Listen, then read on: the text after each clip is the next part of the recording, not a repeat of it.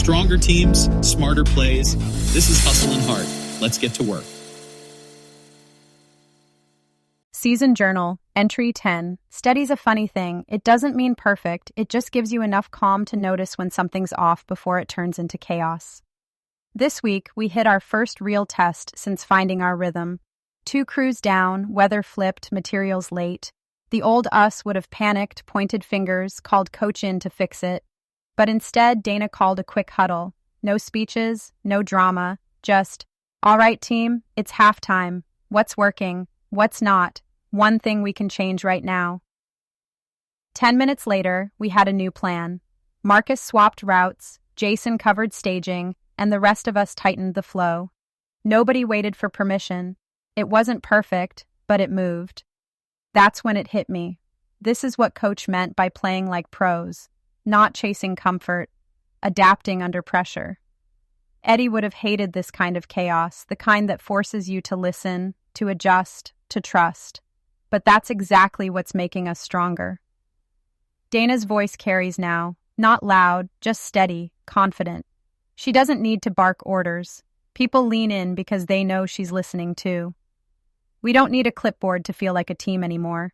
We just need the belief that we can rewrite the play, right here in the middle of the game. Love it, Amani. We see that all the time, plans going sideways before lunch. We started using something called the OODA Loop years ago, and now it's second nature for the whole crew. It's simple enough to remember when everything's loud and moving fast. Observe, orient, decide, act. It comes from fighter pilot John Boyd, a guy who had to make life or death decisions in seconds. What he discovered is the same thing we face on job sites, in meetings, anywhere the plan doesn't hold up. The team that adjusts fastest wins. The real power isn't just spotting what's wrong. It's how quickly you can reorient, make the next call, and keep moving without losing control. Everyone talks about move fast and break things. The OODA loop is how you fix things just as fast, without burning out, freezing up, or falling behind. Yeah, Jake, and what I like about OODA is that it doesn't stop at decision. It's a full loop. You observe, take in reality, then orient, which is basically get your bearings, figure out what stories you're telling yourself, what the facts actually are, then decide what to do, then act, do it. And guess what? You loop back and do it all again. Pro sports teams, the military, even retail crews, they win not because they have a better first plan, but because their second, third, and fourth plans come faster and smarter than everyone else's. And isn't that what happened in that journal entry? No one lost control and flipped a table. There was just this pause, a collective breath, before anyone did anything. That's halftime, not a break, but belief you can change the outcome in the moment. It's adaptability in the wild, not just on paper, and it's always available if you're brave enough to call that timeout. Yeah, and it's almost never flashy. It's like, hey, let's not stick to a script that's setting us up to lose. I see so many people freeze up when the boss says pivot, but those small adjustments right in the fire, that's where you stop being stuck and start being a team that wins under pressure. So let's dig into that mindset, because that's really the X factor, confident humility. It's kind of awkward to say, but it's powerful. It means you're gutsy enough to admit when the plan isn't working, but disciplined enough to tweak it on the fly, not melt down. I worked with this regional store manager in the Midwest. Whenever numbers tanked, he'd call the team together and straight up ask, "What am I missing? What can we do right now?" Nobody got defensive. He normalized mid-game adjustments. Suddenly, ideas started flying around. Morale shot up. People tried new things, and some of them just plain worked. I love that. And it reminds me, calling that timeout or the halftime pause sometimes feels like admitting defeat, right? But it's the opposite. It's leadership wrapped in vulnerability. If the plan's cracked, why pretend it's bulletproof? In the journal, Dana called a quick huddle. What's working? What's not? She didn't need perfection, just permission to adapt. That's the root, admitting things can be better without calling yourself or your team a failure. And that's where most teams get stuck. They'd rather go down following the old script. Maybe it's pride, or maybe nobody wants to look unsure. But you gotta have that we not me attitude to correct course together. Those are the teams I want to work with. The ones who can check their egos, pivot fast, and actually trust each other enough to say, this isn't working, let's fix it together. You can have the playbook, but if you never call the audible, you're toast. And if you look at high-performing teams, sports, business, you name it, it's always that combination. Confidence in your skills, humility about your assumptions. You get relentless, practical improvement, not blame storms in the locker room. That's the real halftime moment.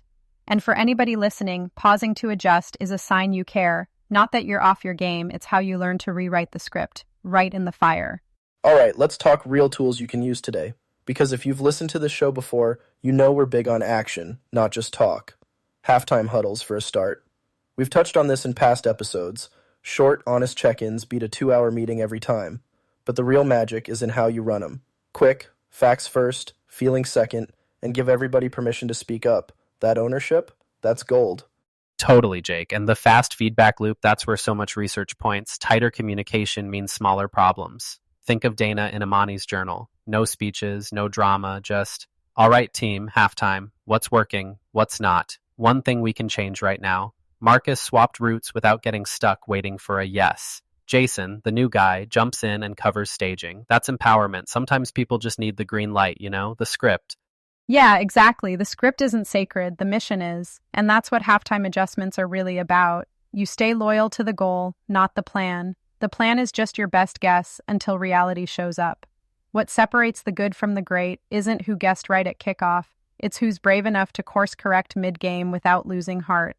So here's your challenge this week. Run a 10-minute halftime. Could be with your crew, your shift, your family, or just you in your own notebook. Ask the same 3 questions Dana asked.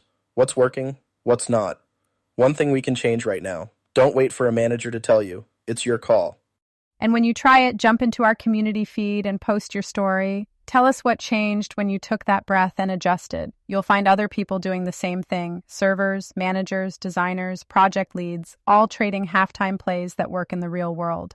Remember, reflection's where the growth locks in. Don't just listen. Do the action items. That's how this sticks. That's how you start playing like a pro, no matter what field you're on. 100%. We'll see you all in Chapter 11. Until then, keep your eyes up, your ego down, and your team moving forward. Because around here, we don't wait for halftime, we make it.